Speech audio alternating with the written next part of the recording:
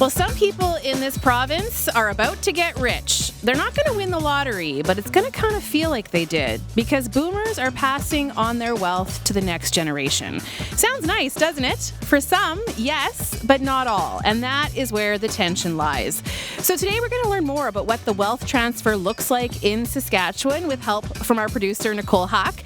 And then in the second half of our show, we'll talk to a woman who's working with families to sort out their succession plans. Is your family openly talking about this stuff? Give us a call today at 1-800-716-2221. You can also email bluesky@cbc.ca.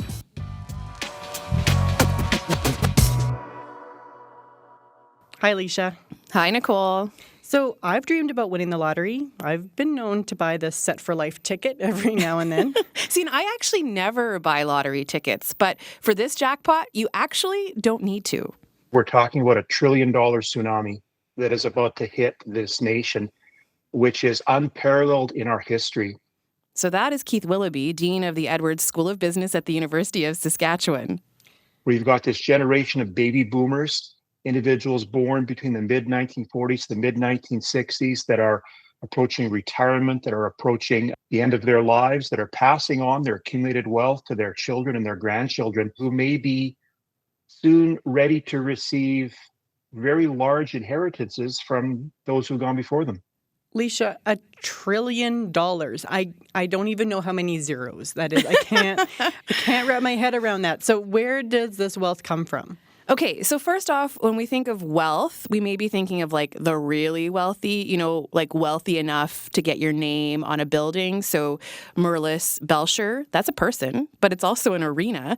Jim Pattison, he has the Children's Hospital named after him. The Ramey family, of course, Ramey Modern, a museum in Saskatoon. The Dubays gave money to a mental health facility. Here in Regina, I'm thinking about the Brants and the Brant Center, the Shumiachers, and the other contributions to the arts. Yeah, exactly. So these are fairly well-known Saskatchewan people who earned enough personal wealth to be able to spread it around. They're philanthropists.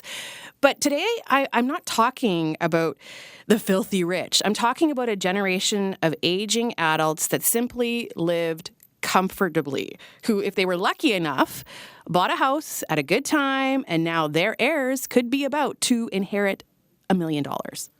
It's a situation of baby boomers who grew up in an era post-World War II situation, who went through some economic instability early in their lives, who endured very large interest rates in the 1980s, who went through eras of inflation.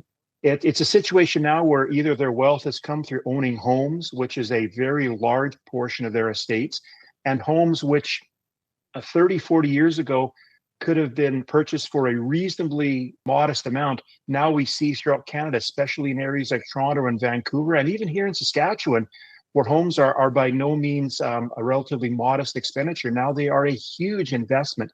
So individuals who had the luxury of having homes when homes weren't the $1 million investments they are now, so they've accumulated this wealth in terms of their real estate holdings, their pensions, the homes that they've had, and now again they're passing on to the next generation. Yeah, so it's happening. Like Chartered Professional Accountants Canada says by 2026, and that's not that far off, we'll see $1 trillion moved from boomers to their Gen X and millennial heirs. So that amount is huge in a short period of time. I'm just wondering, what does that do to the prices of things? Great question. There is some data to support this, that having this large transfer of wealth may actually, maybe in a counterintuitive way, actually increase the prices that we all pay for items like homes, vehicles, vacation, large purchase items. The theory goes that with the transfer of wealth, you create a larger pool of people who can then purchase the homes, purchase the vehicles, purchase the large high-ticket items. So assuming there's no increase in the supply of homes, the supply of cottages, the supply of vehicles and the like, you're actually going to increase the equilibrium price. So one way of looking at this is this intergenerational transfer of wealth could increase the prices that people are paying for items. So very interested to see what will transpire over the next 12 to 24 months in terms of how this intergenerational wealth transfer will affect the prices that Canadians pay. Yeah, we don't want that. Like, the last thing we need is for things to be more expensive. And we're in such a period of uncertainty now already. Inflation has been high. We have the threat of Trump's tariffs to contend with. And I think, Nicole, all of this really speaks to an interesting dynamic that we're in. So boomers accumulated wealth, most of it through housing. And no matter how many avocado toasts millennials say no to, it's really hard for young people to buy a house these days because prices have gone up so much. So the ratio between what we earn and how much housing costs isn't what it used to be in the 80s, right? No doubt. And I just need to back that up a little bit here. So this might sound harsh, but I just want to understand. So people have to wait until their parents die before they can access this money, though, right? Well, not necessarily. Money's flowing before people die. Like, you've probably heard phrases like the bank of mom and dad or giving while living. So we have a younger generation of Saskatchewan people who might be struggling to buy a house. Like I said, wages aren't keeping up with inflation. You're working what seems like a pretty good paying job, but it's not enough.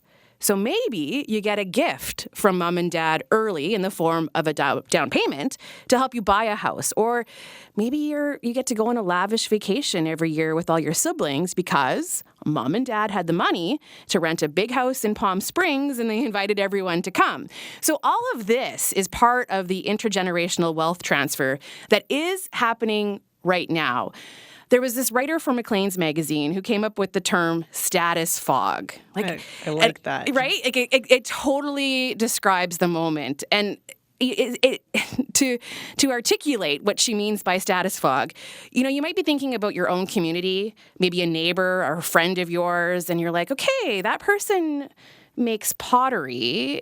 How did they afford that big renovation? Have you seen the price of pots these days? Like, maybe pottery sales are really good. Who am I to say? But then you might start to ask yourself, or is there money coming from somewhere else and we just don't know about it? I believe what happens here is we are really deviating from cause and effect. I think a lot of us who grew up in this society, we would say that you put in your time, you put in your time studying profession. And then if you work in a profession that is maybe quite lucrative, then you'll be able to earn a decent income, be able to support your family. I think right now we're seeing it's really becoming quite opaque in terms of the ability for individuals to dissect that cause and effect. So an individual, and maybe this goes back to the wealth inequities and the exacerbation of the gap, you could be wealthy or wealthier by working in a productive profession, or you could be wealthy or wealthier by simply being the luck of the draw. And I think the luck of the draw, in terms of whether your parents or grandparents or other generations had large amounts of money to pass on to you, I think it creates a disturbance within society, because I think we're almost hardwired our DNA to link cause and effect. That if I do X, I should get Y. Well, now, as the Maclean's article says, we have the status fog. Wow, status fog. Mm-hmm. Mm-hmm. It's a real thing. It's a real thing. It's confusing. And people who have money want to feel like they did it because they have money because they earned it. Mm-hmm, like they did something right. Mm-hmm. And maybe it's your parents who earned some of it. Yeah, I can see that. But back to the other discussion here. Someone may have to die before they get money. Are people openly talking about what's ahead financially for everyone involved when the boomers pass away? I mean, I don't want to talk about it. Yeah, no, and I know, and neither do I, but it is a good question. So I reached out to Jenna Shaw with Thrive Wealth Management. She's got clients in Regina, Moose Jaw, Assiniboia, and she says she's having so many conversations right now about this intergenerational wealth transfer. So she is seeing parents giving down payments to their kids who have that attitude, like, I want to see my loved ones enjoying this money. But she sees another side of it too. A lot of times boomers have always been with their cards close to their chest. Discussing finances with children or loved ones has kind of been a status quo, not really talked about. The older generation like to, lots of them have said, it'll be a surprise for my kids, that kind of thing. So what are we talking, like, surprise, mom and dad were actually loaded but we just never ordered anything but water at a restaurant. I don't know.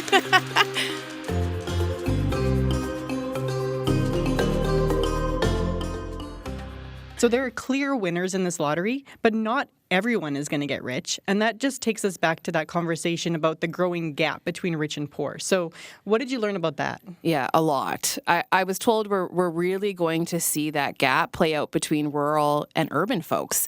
And that's because farmland prices have at least tripled in the last number of years, and a number of farmers are aging, so they're starting to sort out succession plans so they can retire. Donovan Tofen founded the Retiring Farmer Wealth Management. His office is in Saskatoon. And so he's a chartered accountant with a specialty in farm succession planning. And that has come about because of the increase in land values, the profitabilities on farm. 80s and 90s, I did a lot of debt settlement work with banks, but we're no longer in that world.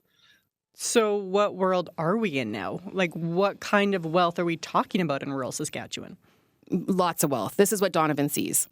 The land values have gone astronomically high compared to what they were even 5 years ago or 10 years ago. I keep, looking back at my career in the 80s and 90s, sitting around in our office around the boardroom and the table with a family, and it was basically, well, which one of you poor souls got to stay and farm? And it was typically the oldest son who was cursed with the farm. Today, it's the opposite there, of course, where, the kids know there's a lot of wealth. They're not sure, what that number is, but they know there's significant wealth there. So how this is going to transition, there is a very, very significant amount of wealth that will be transitioned down. What is the average value of a farm? You're going to see somewhere around $3.5 million. The average farm value. And so that is real. There is a real transition, if we call it a wealth gap or an income discrepancy amongst Canadians, absolutely on there. Now, up until now, one of the issues is on a wealth perspective, huge gap. On an income perspective, farmers do not, the return on a farm today, if you look at the return, their profit, based upon the market value of the farm, is typically going to be between 2 to 4%, which is not a great return. No one's going to invest in a farm from an investment perspective to get a return on that basis. So the gap amongst Canadians, let's say farmers and non-farmers, will really come into play, I think, once the farms are being liquidated, which we see today, more and more farms are being liquidated. So really interesting stuff there, and an important distinction to make between income and wealth. And I think that's especially important to note right now with the uncertainty in the economy because of looming tariffs. We know farmers could be hit really hard by that. But it doesn't change the fact that many farmers are nearing retirement, and it's time to figure out what to do with the farm, to figure out a succession plan. And when that time comes, it can be challenging for families to figure out how to divide it all up. In many situations, there's going to be hiccups there when people really get down to the basis of understanding what does it mean to transfer the wealth to the next generation. Sure, we all want to do that. We want our children to benefit from our life work and so forth like that.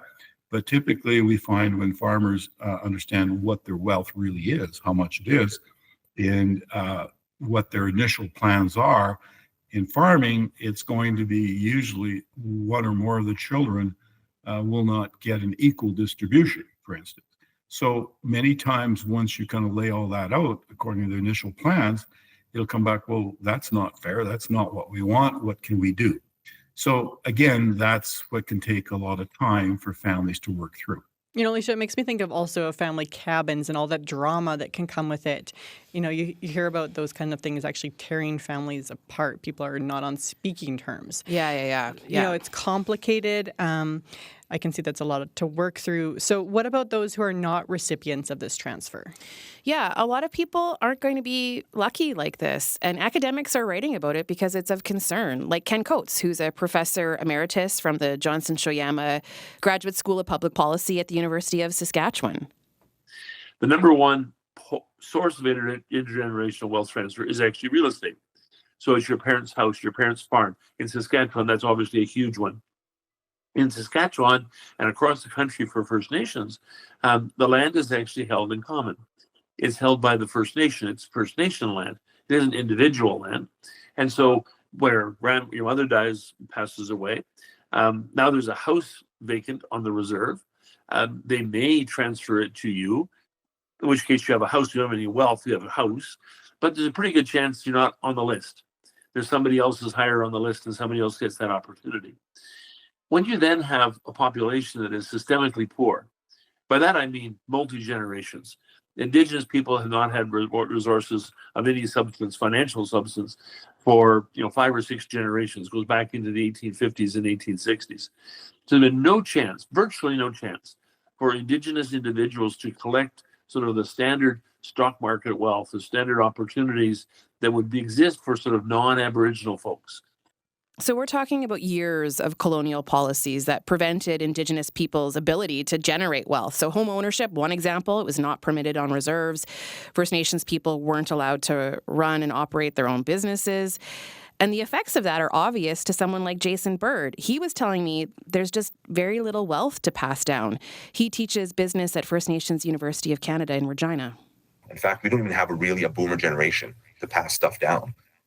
Most of the people from that generation, numerous of them have passed on and they're already gone. But there was never a real inclusion in the wider economy. So there wasn't much to leave. Realistically, if you think about it, the Gen X Indigenous group is actually the boomers. They're the ones who've actually kind of participated from probably the late 80s, early 90s till now in the economy and have had the ability to build up some type of wealth and will probably leave that to their children. So the boomer generation of Indigenous people just didn't have full inclusion in the 50s, 60s, even into some of the 70s, inclusion into the economy and the ability to do that. The next generation, the Gen X, seem to have that ability. That's the generation that's going to leave money and leave behind houses, land, and stuff of that nature. So it's a little bit of a different conversation when I'm looking at that. So this is changing, and we'll get to that. But Nicole, I just want to point out, too, that different cultures have different ways of looking at wealth. And when you think of wealth differently, it changes the whole conversation we're having right now. Wealth is kind of judged differently in Indigenous communities. Really, the ability to share more is actually considered wealth. The more you have, the more you can give. And the more you can give, the more it helps numerous people. So in Indigenous communities, wealth is actually kind of, how much did you help others? How much did you share? How much better of a life did you make for other people, not just yourself? I'm glad that you brought that into the conversation, Leisha, because I know I've had a lot of conversations with people just around wealth and what that means. And there's wealth of community, and you can be poor, poor in relationship and poor in community, and have money, and vice versa. So I'm grateful that you've brought that perspective here today. I do think it is such a key part of this conversation, sharing the wealth, because as we've pointed out, not everyone is going to get this windfall. And that is why an academic like Ken Coates is thinking about all this.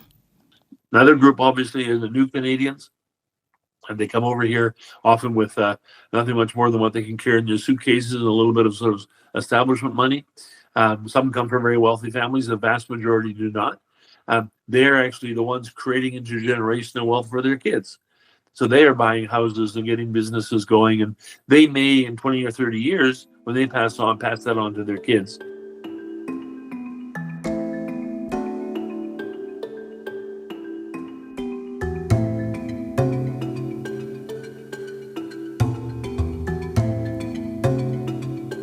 We are talking about the intergenerational wealth transfer in Saskatchewan today. You've actually been listening to some of this week's podcast. This is Saskatchewan with me and our producer, Nicole Huck.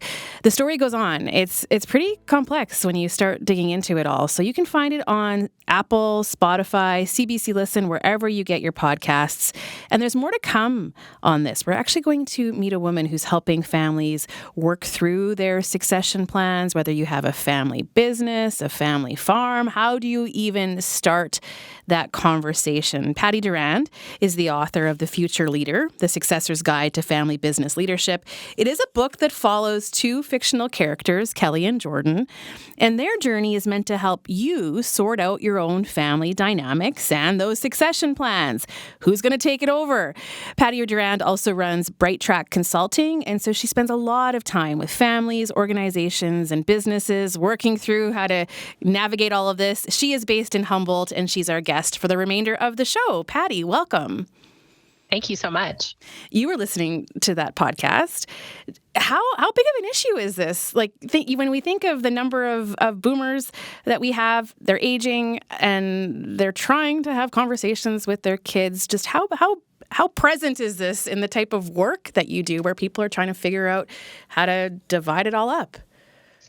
You know, it's such a big issue that after spending time with hundreds of families, I recognized how common the threads of challenge were that I wrote the book. I'm like, I need to put this in more people's hands because I think people can feel isolated, but in fact, it's quite common. So what stood out to you as you were listening to that? There's a lot of threads that we'll pick up on. I know that you've got expertise in a few different areas, but just some general remarks, like what resonated with you from that conversation you just listened to? Yeah, I have many. I'm writing notes as I'm listening, and I've listened to it a couple of times. I think one thing that is, I believe Dawn said, they know there's wealth, but not specifically the amount. And so they guess or they make assumptions. The vulnerability we have within families when the estate planning or the wealth is confidential or private and not regularly talked about is that people will fill in the blanks. People will make up the answer if they don't know it specifically. And so, that really rose to the top. I got to say, the other thing that I navigate with families regularly is the concept of fair. And I think of fair as the F word. It's not helpful. Fair is an opinion. It is a perspective. And each person has a different one in terms of what is fair. So to use that as your guiding principle for dividing assets can just be vulnerable and do a lot of damage and actually be quite triggering. A lot of parents, though, are trying to make it fair. Like that, I think everyone's using the F word, Patty, or trying it's to. True. I agree. So the alternative I would suggest is knowing that these assets are not pieces of pie that can be divided that equally, and it's often high value, but it's not cash. Could we think about what is reasonable? Could we talk about what is balanced? In my work, I specifically work with family businesses. And so often these high value assets are tools of the business doesn't actually work without.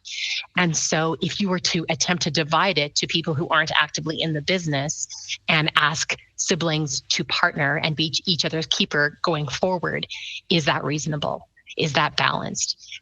It takes conversation. I'm Leisha Grabinski. You are listening to Blue Sky. And today we're talking about the wealth transfer. And I think the question that we're putting to people today is an interesting one. Is your family openly talking about this stuff? Give us a call today at 1-800-716-2221. You can also email bluesky@cbc.ca. We're speaking today with Patty Durand. She's the author of The Future Leader, The Successor's Guide to Family Business Leadership. You can find her on thefutureleader.ca. Patty, I want to know a little bit more about you and your journey to this. Like, I know you've worked a lot with farm families over the years, but just give us some context as what led you to this point where you want to talk to people about how they're dividing their assets and working through family business succession plans. Yeah, it felt like a convoluted path at times, but ultimately coming from a business family and having been an entrepreneur with my husband our whole married life, so over 25 years, what transpired was that I have always been spending time with families and families in business. And I was fortunate in 2018 to be part of a pilot project at Farm Credit Canada that really asked the question, what are holding families back and what will help them? And so I became a student of this. And in my time, I have worked with over 400 families and come to recognize these common traits of, oh, this is actually holding people back. And as a result, it can be hard to be an empath doing this work. I'm compassionate and I'm witnessing people struggle and at times hurting each other, not necessarily intentionally, but through their behavior or their lack of conversation. And so this has become my mission. I feel really strongly that we can do better. And I want to put some good tools in people's hands. I want to spend a bit of time just focusing on rural Saskatchewan. From your perspective, what are a lot of farm families going through right now? So something that I have witnessed and I believe to be true is that there are many farm families that they have happened to have owned land and been acquiring land during an inflationary period. So this asset value, which is a tool of the business, but not cash, is quite high. Corresponding with that, they also are living much longer than their predecessors did. And so the combination of this high value tool that they need to extract value to live longer and also create balance among their children because they tend to want to mimic what their parents did, the formula has changed. It doesn't work. And so that complexity, it makes sense that these highly intelligent, caring, experienced people are really struggling with this. And I also know that they are very quick to adopt good practices and things that work. And so that is part of where I'm aiming and what I've witnessed and want to encourage and remind them that they can do this. They've done hard things before. Tell me why the formula doesn't work. So I'm thinking of a scenario where the adults, the parents want to retire. And I think like Donovan said, the eldest son took over the farm and it was this burden because there was tons of debt and he didn't really want to do it. So, talk to me about why doesn't that formula work anymore? Is it because kids don't necessarily want to take over the family farm? Is it because if you have 2 kids, it's not simple to divide it in half? And tell me what is it about the formula that no longer works?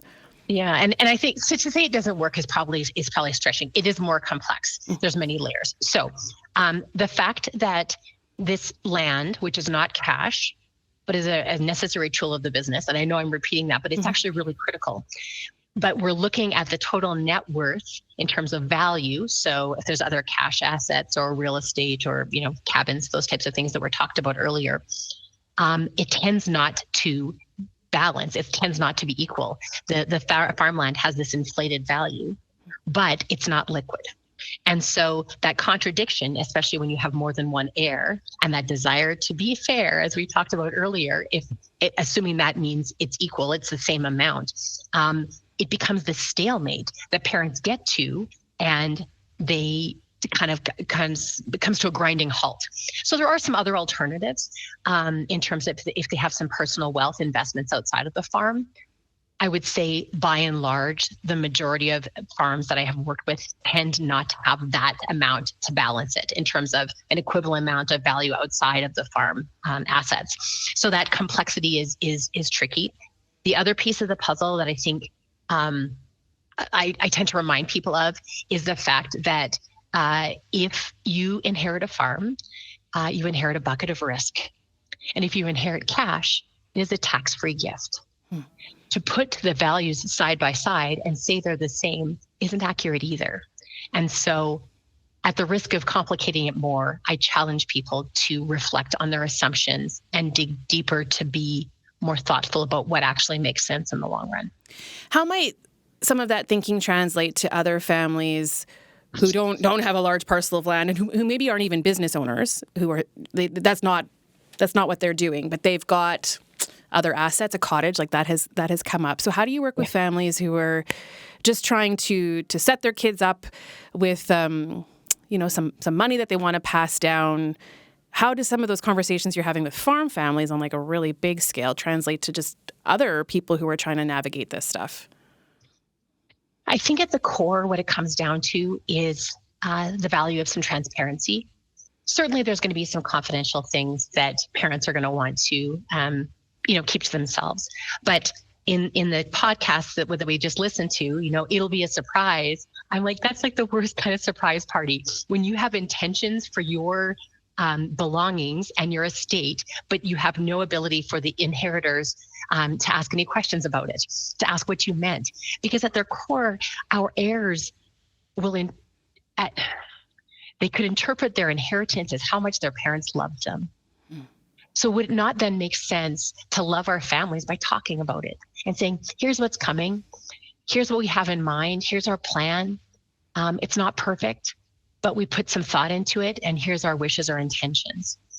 And so that's the other piece of the puzzle in the book, is I have recognized that many families are getting advice from professional advisors with great intentions who say, go and talk to your family about this, or go and have this conversation, or go and say these things with regards to wills or estates or desires or assumptions or intentions.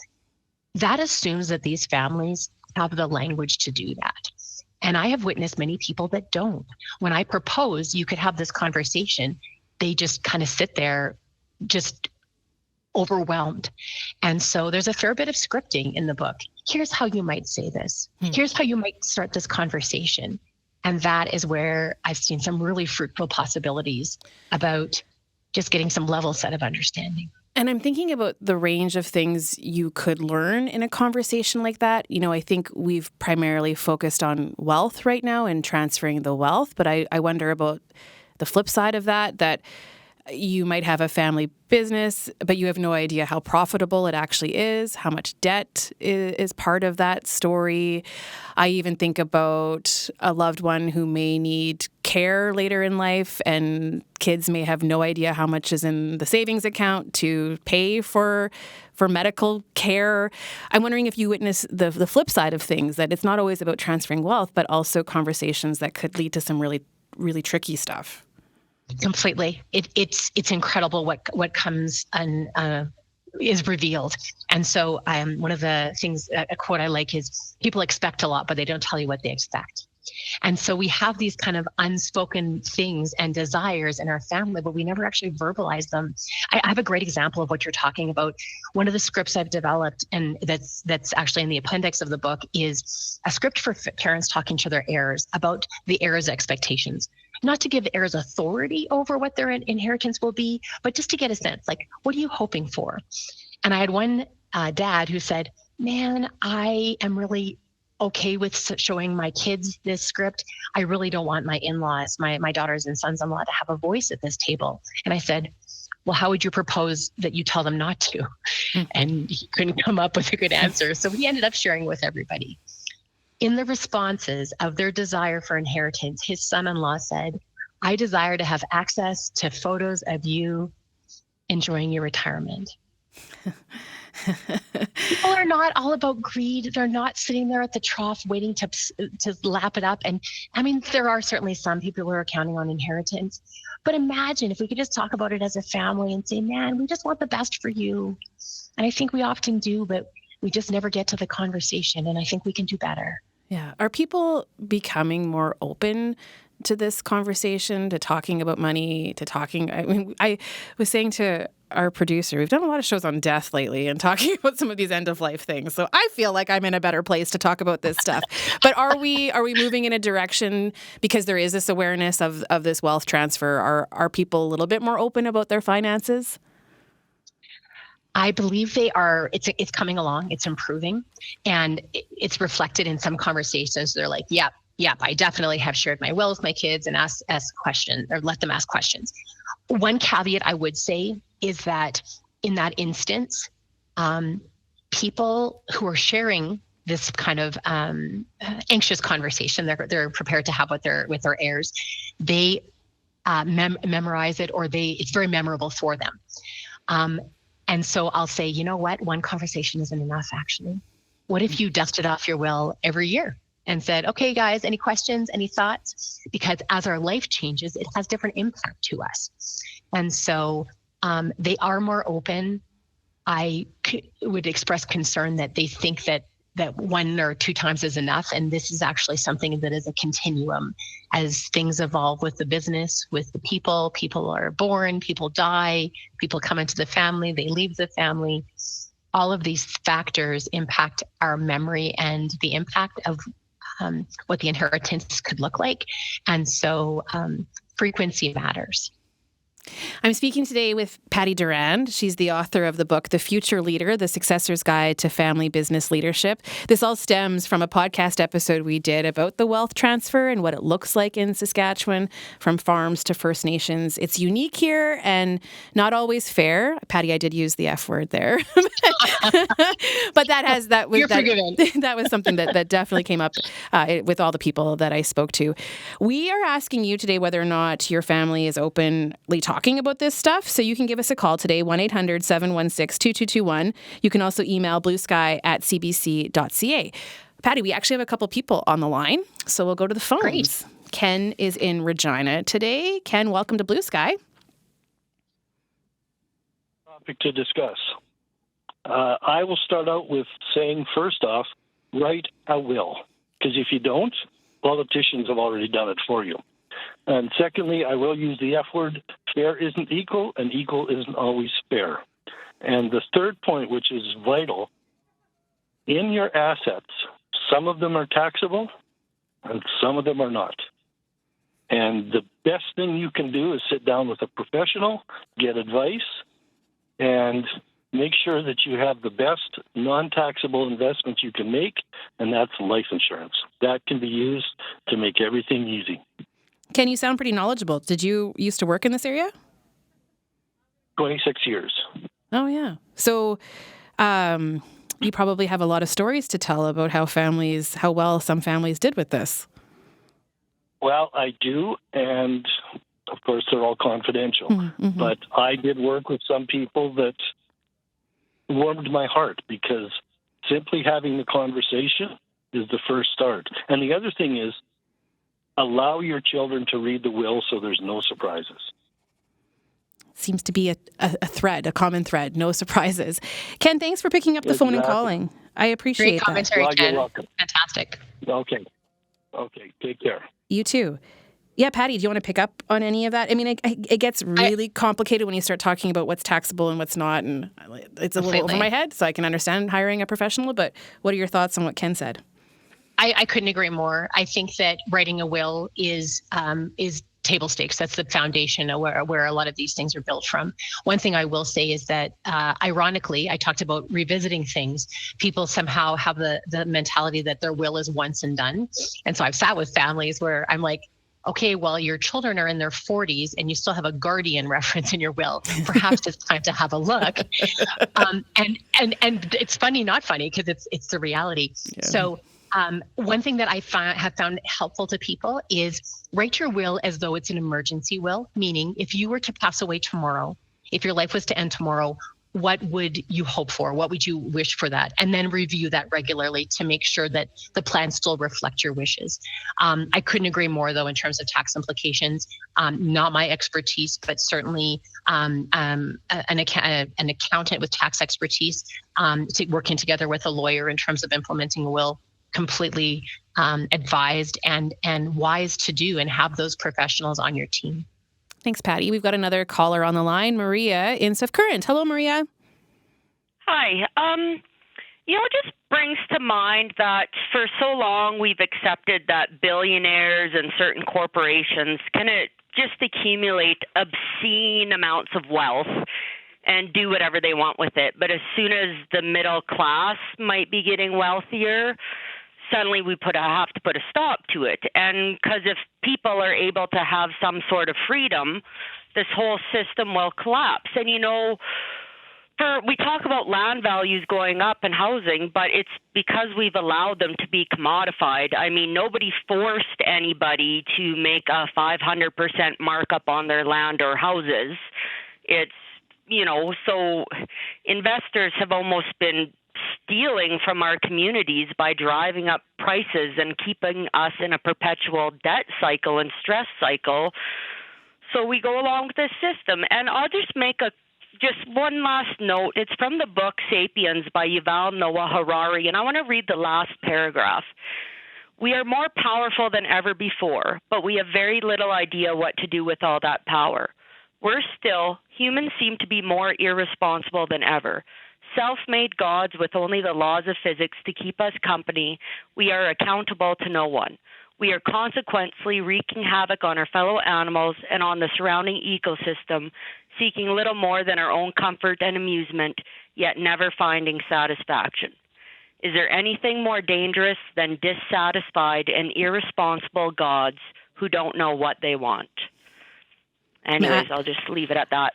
I like that, Maria. I always like it when you call. Thanks so much. It's Maria in Swift Current. Give us a call too, 1-800-716-2221. You can also email bluesky@cbc.ca. Let's go to one other caller, James in Saskatoon. Hello, James. Hello, how is everybody today? Oh, pretty good. What are you thinking about as you listen to this show today, James? Well, I gave my parents good counsel in their process of inheritance, if you will.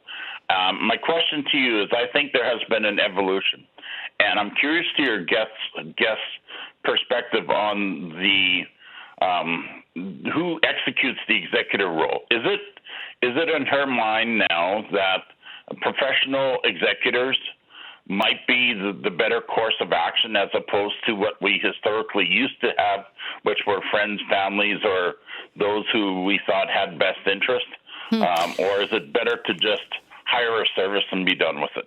That's an interesting question. I don't know if Patty, do people ask you about that? Do they ask your advice on that? Often.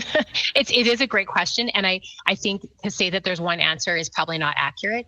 One thing that I think historically you talked about, and it being an executor was somehow viewed as like a blessing or an honor. It's work. It is straight up work. It is complex. You are unpacking a lot of, again, the tax consequences and reporting, understanding all of the complexities of the assets and implementing the will. And so I will ask families that I've worked with to think about which person that would make the most sense to do that. And are they equipped to do that type of work and prepared? Often in businesses, which is where I spend more time, there's a lot of layers. There's multiple assets, various valuations, and it's sometimes there's commodities that are moving. And so because of that complexity, there are people who are like, yeah, you know what, a third party does make a lot of sense. And so there are really good firms in terms of trust companies, in terms of legal firms that will provide that information. And you know what, I'll share for my own family. We have adult daughters that when we were thinking about our executor for my husband and I, our daughter's like, Mom, I'm really responsible. I can do this. I said, you know what? It's not about your ability or responsibility. It's the fact that you're going to be grieving the loss of both of your parents in this circumstance. That's when this would be triggered. And so we have a family friend that will be serving that role. And so that was a conversation we had, and it's worth having. Yeah. James, thanks for bringing that up today. Appreciate that. Yeah, you're welcome. The only thing I would add to that is just please make people understand what the cost is up front, because I see value, much like any other professional service, right? You hire a tax accountant, you hire a lawyer to give you good guidance.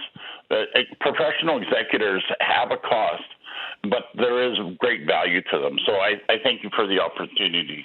Yeah, thanks. Thanks, James. Take care. Bye-bye. It's James in Saskatoon. You can call us too. We've got a few minutes left. 1-800-716-2221. You can also email bluesky@cbc.ca. We got a note from Sam who writes, my parents have given me their will, but I've never looked at it. It's like I'm afraid to open it. If it's been given to me, do I have a right to look at it? Should I? Oh, that's a good one. I would go back to your parents.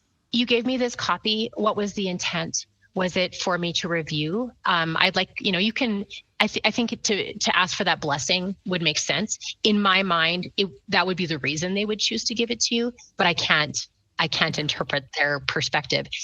I think that we do have a fear of wills, meaning we're going to die. And Lisa, you were talking about feeling like you're speaking about death all the time. Let me tell you, I talk about death all the time. Listen, kids, none of us are getting out of here alive. So how are we going to choose to talk about it? How are we going to choose to address it and talk about it when we're on the right side of the grass or snow? Sorry. wouldn't that be a great opportunity? And so to delve into that is something that I encourage. And I respect that there's some fear associated with it. And maybe that's a question to have. So, you know what? My desire is not for you to be gone, but I would like to understand your wishes so that I can honor them. Yeah. What about parent-child dynamics? No matter, maybe I'm speaking from personal experience, but no matter how old you are, you're still the child and they're still the parents. So that's tricky. Yeah, it can be. And that's really where I think about family business, is that shift from the parent-child relationship to a business partnership, and some of the old stuff that we trip on. Elizabeth Gilbert quote is, our family knows how to push our buttons because they installed them. That's a good one. We have stuff that we trip over, right? And so can we talk about this as adults and understand each other's wishes and expectations, and kind of work that through, not with it being demand per se, or again, pulling up to the bank account and filling our pockets, but rather, what are we hoping for and what's possible? There's a lot of things to manage here. Yeah. And then just thinking about if you're planning to take over the family business, you're not just parent-child, you're colleagues, like that. There's a whole other relationship to form in some ways. Absolutely.